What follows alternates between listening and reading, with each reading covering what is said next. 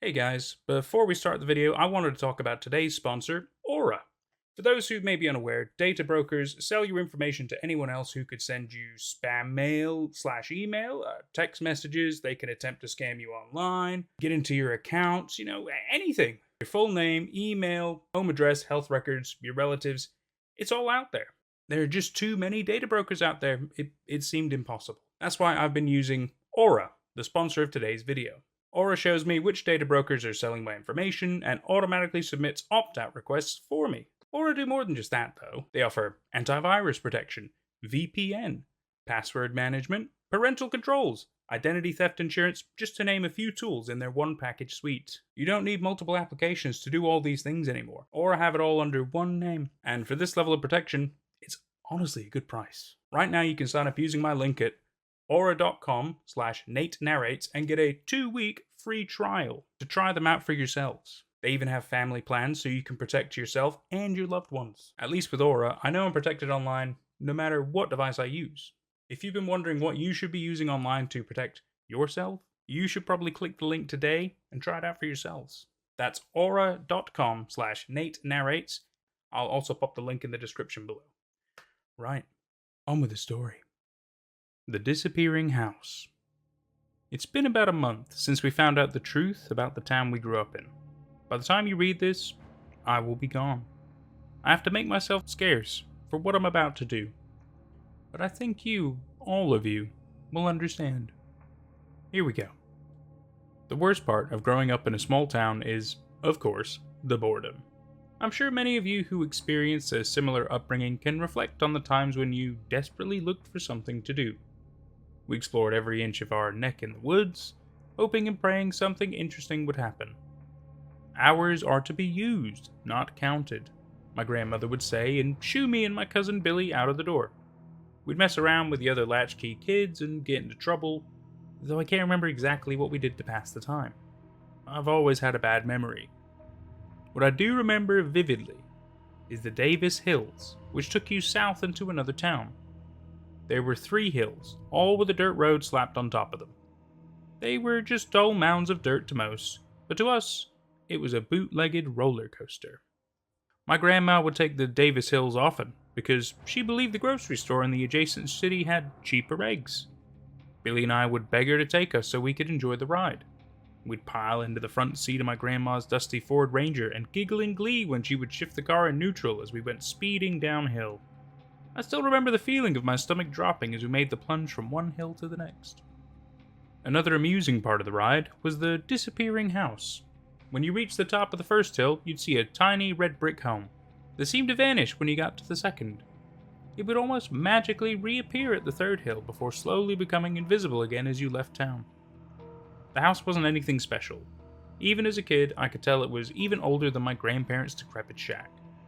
But someone must have lived there, as the lawn was always cut, and 2 rows of Indian hawthorn shrubs created a natural pathway to the front door. But my grandma didn't know who lived in the home, much less if it was even owned by someone. I always found this odd, because my Nana knew every soul who lived in our dumpy village, and was something of a local celebrity. "Best stay away from there," she would say. "If I don't know them, they're a stranger. Do you boys hear me?" Still, Billy and I always had some sort of fascination with the house, and our friend group always dreamed about poking around the yard to determine who lived there. But we never did, and soon the house faded in our memories over time. I left town after high school and went to school as far north as I could, settled down in Brooklyn and became perfectly comfortable with being a drop in the ocean. I went back to my hometown twice. The first was when my grandfather passed shortly after I graduated from college.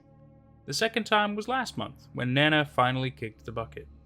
It was a community event, with many residents helping Billy and me with the arrangements. Billy had also escaped and did quite well in the lumber industry 3 towns over. We were more different than ever, but still close like brothers. 2 latchkey kids whose parents were either dead or absent usually never stood a chance. And yet, we persevered. The whole village attended the funeral, and after the last few stragglers left my Nana's house, a couple of our childhood friends stayed behind for some late-night revelry.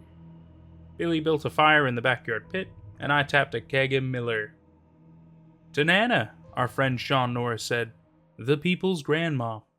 "Hear, hear!" we shouted in unison. "Sure is good to see y'all," Hank Wilson said.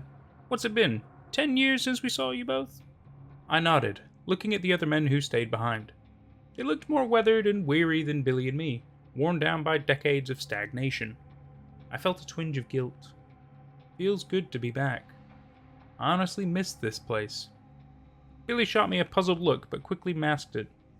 Me and Sam appreciated the kind words at the service, Pastor Milton. Freddie Milton laughed and rolled his eyes. "You can call me Freddie, outside of the pulpit." I spoke up. Who would have thought old Freddie Milton would be the pastor at Mount Sinai? Same Freddie Milton who could shotgun a beer in 3 seconds. "Ha! I could say the same for y'all. Big City Sam working for mayor." He turned to Billy. "And I still can't believe Billy Burns is driving that fancy Cadillac parked out front." "I thought he'd be driving the short bus," Sean yelled in jest. We all laughed and stared at our beers for a bit. There was a brief moment of silence before Hank spoke. "Say, y'all remember taking the Davis Hills in your Nana's truck?" "Course I do," Billy said while smiling. "Hell, that was the most fun I had as a little kid." "Closest thing we had to an amusement park," Freddie added. "Your Nana really whipped that beater down them hills too." "Do y'all still take them?" "Nah, there isn't really a need anymore. I tried taking my kids down a while ago, but they were too glued to their phones to appreciate them," Hank said. "Kids these days have it easy. I can't remember all the times we got in trouble just to pass the time." "Remember that creepy house on the hills? How would it go invisible every time we went down those hills?" Sean asked. "Oh yeah," Freddie exclaimed. "I can't believe I forgot about that house. Who even lived there?" "Dunno," Billy shrugged. "Nana didn't know them, so they must have been trouble. We talked about snooping around that place. I remember all the stories we made up about who actually lived there." "I thought we did check it out," Sean said. "I don't think so. We always said we would, but I think we chickened out." "No, I swear we went there. Billy, you, and Sam were definitely there. Hell, all of us were. Hank, Freddie, and what was that kid's name? Kevin, Kyle, Kenny. Yeah, Kenny Doyle." "What the hell are you talking about, Sean?" "Who's Kenny Doyle?" "Kenny, you had to have remembered him. He had a lazy eye and kept his hair spiked up. He was a total oddball dude." "Oh yeah, now I remember," Freddie said. "His pops was the janitor at the church. Odd family. Didn't he move before we started middle school?" I don't know." "Hold it, guys. I have no idea who you're talking about. We never went into that house." "I swear we did. The door was unlocked and we went into the living room. There was an old TV, an antique chair, a record player, and a weirdly small door, like only a kid could go in it." Sean trailed off before he stopped talking altogether with a concerned look on his face. "Well, what happened after that?" Billy spoke up, but his face had grown white. I remember now. A lady lived there and offered us some cookies and... Oh God. Are y'all fucking with me? Billy, what are you talking about? Hey, where are you going?" Billy had thrown his beer down and was hightailing it to his Cadillac. We chased after him, trying to get him to stop because he was too drunk to drive. I hopped in Hank's truck and sped after him. The only light we saw was from his red taillights. I knew where he was going. We approached the first hill, and I swear, as we zoomed down it, I felt a wave of euphoria, followed by an intense sense of dread. Memories poured into my head, and as we leapt out of the truck and tore after Billy into the now abandoned, disappearing house, I suddenly realized we had been here before. It was the summer before middle school. Kenny Doyle was a pariah amongst the other kids. He was jittery, prone to anger, and would throw uncontrollable tantrums when we were in grade school. Hell, every time we saw him, he was in the principal's office. Usually we avoided him, but that summer, Billy and I were in the same vacation Bible school group with Kenny. The disappearing house came up as a topic of discussion, and Kenny was adamant about checking it out. "We should ding-dong ditch it," he yelled while clasping his hands together. Billy and I were always down for some revelry and gathered the usual suspects. We snuck out on our bikes and met the other boys about an hour after sunset, laughing in glee as we zoomed down the first hill. Kenny crept up the walkway and banged on the door while ringing the bell. As we zoomed back to our bikes, the front door flew open with such force that I tripped and fell from being so startled. A tall woman, who must have been in her mid to late 30s, appeared in the doorway. She had her dark brown hair in a bun and wore a red checkered apron. She shook her head and grinned, showing a mouth of shining white teeth. "Boy's causing trouble," she said in a firm yet soothing voice. "Okay, come on in. It's about to rain and I'm baking cookies." I looked to Billy, who shrugged and then stepped inside. The rest of us followed behind into darkness. "My name is Miss Hattie, by the way." Hank swerved into the front yard, where Billy was on the ground, rocking back and forth like a madman. He looked up at me, his eyes wide and his face pale. "Sam," he sputtered in almost a whisper. "I remember everything." Billy then leaped to his feet and barreled toward the front door. "It should have been me!" he screamed while sprinting. "Billy, wait!" Sean cried out as Billy thrust his shoulder to try and open the boarded-up front door. I went after him, but after one more push, Billy breached the door and fell headfirst into the house. As he did, I felt a wave of nausea and collapsed as more memories piled in. "Kenny, what did we do to you?" "Take a bite of these. They're not as good as your Nana's, but they'll do the job." "You know our Nana?" "Why, of course I do, Billy Burns. Everyone in this whole town knows your Nana." "Well, she doesn't know you." "Oh, she's just being coy, Sam. Your Nana and I go way back. She and her friends used to play around my house all the time when they were your age." "Huh, you don't look that old." "Well, the Lord has been good to me. What can I say?"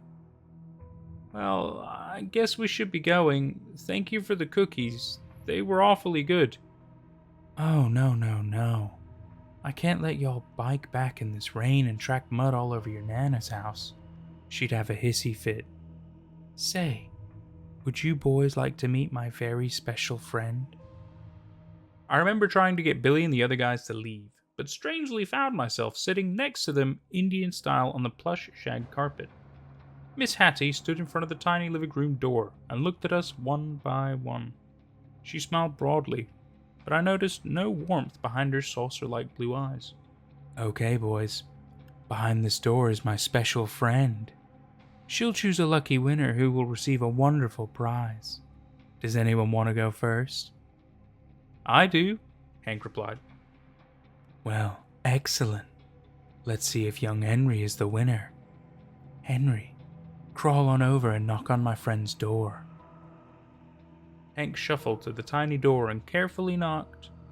Miss Hattie bent down and put her ear to the door, listening patiently while the rest of us looked at each other with confusion.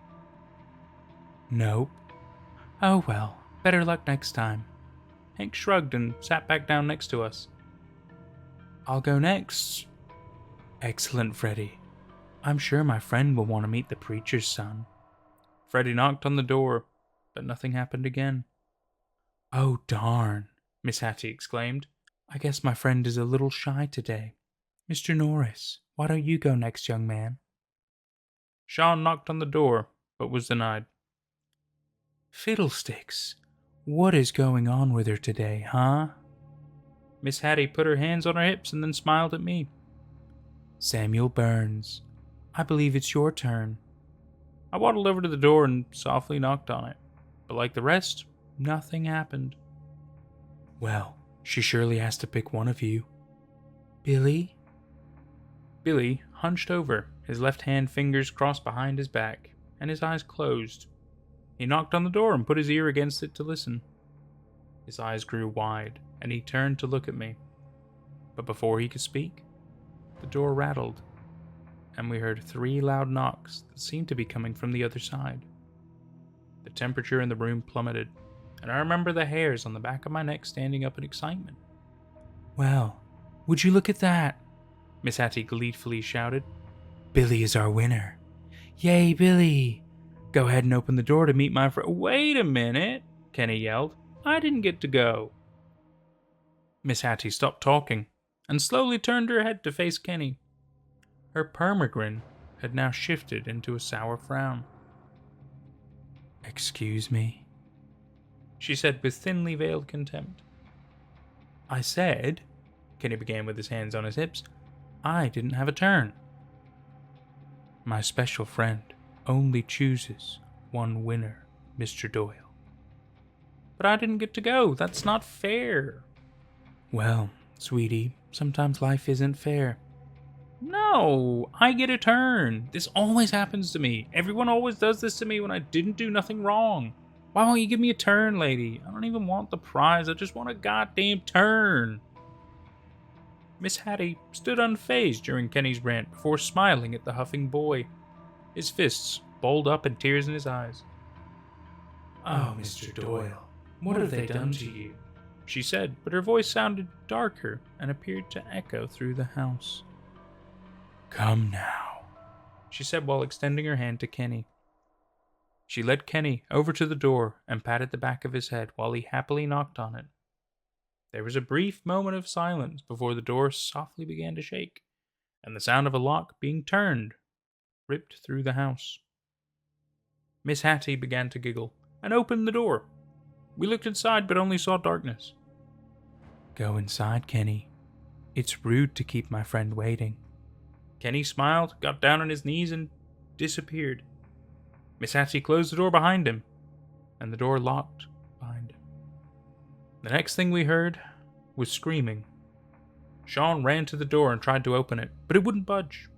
The screaming continued, becoming loud shrieks while the rest of us begged Miss Hattie to let him out. Miss Hattie stood impassively and ignored our pleas until Kenny went silent. Miss Hattie's eyes rolled back into her head as if she became possessed, and a disembodied voice thundered from her mouth. "Leave this place." We scrambled out of the front door and shakily hopped on our bikes, pedaling up the hills, not even noticing the events of that night seemed to vanish from our minds as the house disappeared behind the hills. I remember waking up with a headache and being pestered by my grandma about whether we had hung out with Kenny Doyle last night, because he hadn't come home. The whole town launched a search. I remember volunteering with the other guys to help look for him in the forest, not realizing Kenny was less than a mile away. How could I have forgotten? "Billy, come on, man. Where are you? We can't be in here." Sean screamed at Billy. Hank fumbled in the back seat of his truck before turning on a jacklight and illuminating the living room. Even through all the dirt and dust, the room looked untouched from when we last saw it. Billy was sitting on the ground before the small door, muttering softly to himself. "Billy," I said softly. "I remember everything too, okay? We have to go." Billy shook his head. "You don't remember everything. You don't know." "Don't know what?" "That I was chosen. I was supposed to go through that door. I remember, I finally do. But Kenny took your place instead. You got lucky then." "No! You don't understand. You what?" I heard a voice coming from the other side of the door. It sounded like my mom's. "Your mom's? What?" It didn't make any sense. Billy's mother, my Aunt Julie, had already been dead for over 5 years when we first visited the house. "I don't know, man. I swear it was her. She was calling for help. She seemed to be in trouble. I have to see." "I have to see what?" But before I got an answer, Billy darted to the small door and banged on it. Chaos ensued as the rest of us lunged forward to grab him, and we tried to drag him out of the house. Just as we were about to reach the front doorway, we heard it. 3 knocks. We fled back to my Nana's house, frantically trying to make sense of what happened all those years ago. But after some discussion and more alcohol, we decided to just move on with all of our lives. After all, who would believe us anyway? I flew back to New York and settled into my regular routine until I got a phone call from Billy's wife, Melissa. He was missing. They found him the night before I planned to return to help with the search, though I already knew where he was. I remember being numb as an investigator asked me why Billy would have ventured into this abandoned house and entered its crawl space, even though it could only fit a small child. I helped Melissa with the funeral and watched as the other guys avoided me at the service. Melissa couldn't understand why Billy did what he did, though she noted that he had been acting strangely in the events leading up to his death. We still haven't really been able to grieve. I have to take care of a few things first. And so now I'm here, standing outside this decrepit shack, with a bottle of Lone Star filled with gasoline and an old wash rag. I light a match, and then hurry back to my rental car, taking the hills back to Nana's and watching in the rearview mirror as the house disappears, hopefully for good. But as I drive down the last of the Davis Hills, the memories remain. And that was The Disappearing House by Rehayahem. This story is awesome. It's got just this incredible level of bizarreness and confusing, weird mystery, kind of Twilight Zone effects, and it's just oh, I mean it's just awesome. It's just so awesome. Eerie things that happen in small communities and everything. I mean this house is like, what is going on? You know what I mean? Like, so you got like the creepy lady anyway that like nobody seems to really know. She's got a weird tiny door which her special friend only will allow like one lucky winner. It's all just weird, and obviously like these people must die, but then some people can lose their memories about it. Oh, it's another great story. Honestly, there are some really good stories out there, and I'm so glad I have this fantastic opportunity to find them and to read them to you and to share them with you, because some of these are just so good, man. This was yet another just fantastic story. I'm so glad I got to read it. I hope you've enjoyed it. I know I sure did. We'll see you for whatever's next. You take care.